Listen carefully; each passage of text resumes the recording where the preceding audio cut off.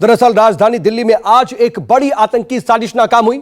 Delhi police के special cell की team ने अब्दुल यूसुफ नाम के आईएसआई के संदिग्ध आतंकी को गिरफ्तार कर लिया है, जो कि वुल्फ अटैक में बेहद माहिर है और उसके निशाने पर दिल्ली समेत यूपी के भी कई ठिकाने थे।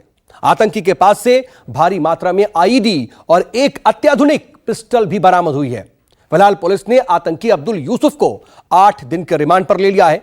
दिल्ली के धौला कुआं के रिज इलाके में दिल्ली पुलिस की स्पेशल सेल ने आईएसआई के संदिग्ध आतंकी अब्दुल यूसुफ को गिरफ्तार कर लिया है। रात 12 बजे के करीब अब्दुल यूसुफ बाइक पर अकेले जा रहा था।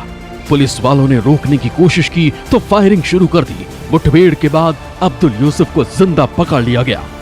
रात एक आईएसआईएस से संबंधित आतंकी को गिरफ्तार किया गया है। अब्दुल यूसुफ नाम का ये आतंकी दिल्ली में किसी बड़े हमले की फिराक में था। पुलिस को जानकारी मिली, जिसके बाद स्पेशल सेल ने एक ट्रैप लगाया और इसको धौला कुआं का जो रिज एरिया है, जो करोल बाग की तरफ रोड जाती है, वहाँ पर इसको रोकने की कोशिश की तो इसने फायरिंग कर दी। जवाब में दिल्ली पुलिस की तरफ से भी फायरिंग की गई। करीब 8 राउंड फायर किए गए। उसके बाद अब्दुल यूसुफ नाम के इस संदिग्ध आतंकी को गिरफ्तार किया गया है। इसके पास से 2 आईडी यानी कि इम्प्रोवाइज्ड एक्सप्लोजिव डिवाइस भी बरामद की गई है। इसके अलावा एक पिस्टल भी बरामद की गई है, जिससे लगातार पुलिस पर फायरिंग कर रहा था। फिलहाल इसको दिल्ली के चाणक्यपुरी पुलिस स्टेशन में रखा गया और इससे तमाम तरह की जो इन्फॉर्मेशन है वो निकाली जा रही है, वो खंगाली जा रही है। पूछताछ में अब्दुल यूसुफ ने खौफनाक खुलासे किए। अफगानिस्तान के खुरासान मॉडल का खूंखार आतंकी है अब्दुल यूसुफ।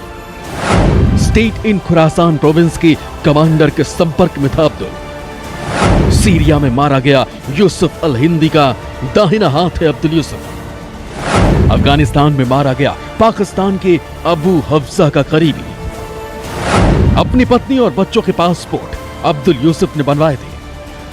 15 अगस्त के आसपास ये दिल्ली आने वाला था, 15 अगस्त के अराउंड टेरर स्ट्राइक करने के लिए, लेकिन हैवी सिक्योरिटी अरेंजमेंट्स के कारण ये नहीं आ पाया।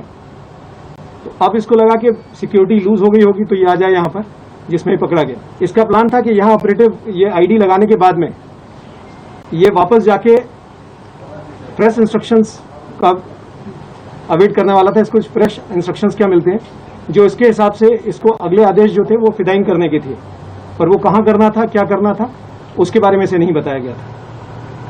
एक टेरर स्ट्राइक अवर्ट हुई है, मैं समझता हूँ, इस ऑपरेशन से, और एक बड़ा हादसा होने से टाल दिया गया।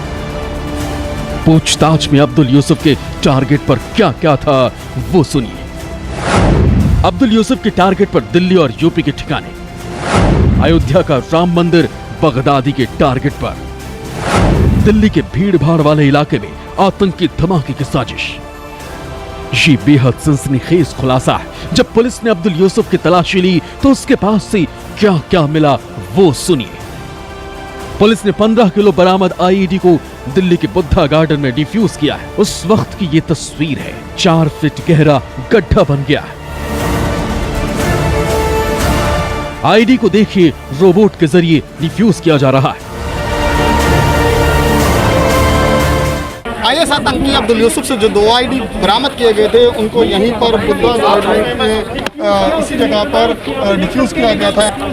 एक रिमोट व्हीकल के ज़रिए उस आईडी को डिफ्यूज़ किया और इसी जगह पर देखिए, यहाँ पर अब दिल्ली पुलिस की क्राइम टीम भी मौजूद है।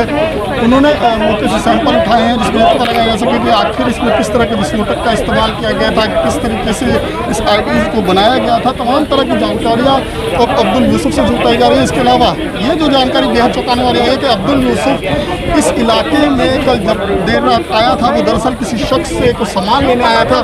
अब पुलिस को तलाश है उस अनजान शख्स की, उस संदिग्ध शख्स की, कि आखिर वो कौन था और क्या सामान, किस चीज़ की डिलीवरी अब्दुल यूसुफ उससे लेना चाहता था। फिलहाल यूपी एटीएस की टीम भी दिल्ली में मौजूद है और उससे पूछताछ की जा रही है। अब्दुल यूसुफ से उत्तर प्रदेश में भी हाईलाइट कर दिया गया और दिल्ली में भी हाईलाइट कर दिया गया। जाहिर तौर पर दिल्ली पुलिस ने इस आतंकी को गिरफ्तार करके एक बड़ी कामयाबी तो हासिल की है, साथ ही बड़ी आतंकी वारदात को भी होने से पहले ही रोक दिया।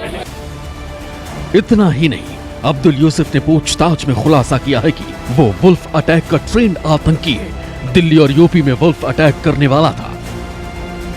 लोन वुल्फ अटैक आतंक के संगठनों के जरिए आतंक फैलाने का नया जरिया बन गया है। ये तरीका उनके लिए ज्यादा आसान है, क्योंकि इसके लिए दहशतगर्दों को किसी बड़ी योजना या साधनों की जरूरत नहीं पड़ती।